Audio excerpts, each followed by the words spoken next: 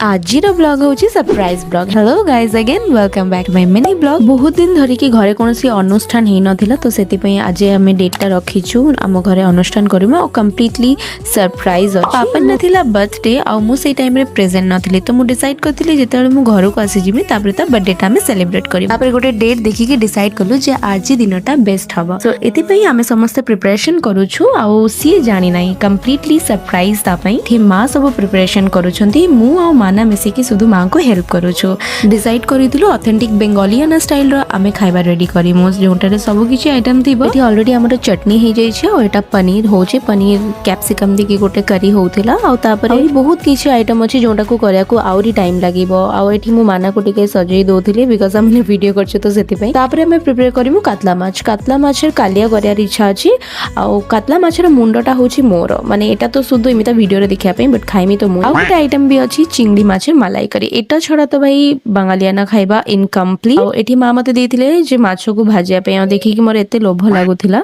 Last को हमें करूछु chicken tie last item हमर आउरी किछि तो थिला गोटे दीटा आइटम जोटा कि मु वीडियो रे नै पारिनी एंड फाइनली हमर रेडी हे गला चिंगडी माछर मलाई करी कातला माछर कालिया चिकन पनीर करी और एठी किछि फ्राइज भी हेतिला बट गोटे वीडियो रे तो एते किछि मु नै पारिमिनी until then like and subscribe to my channel bye.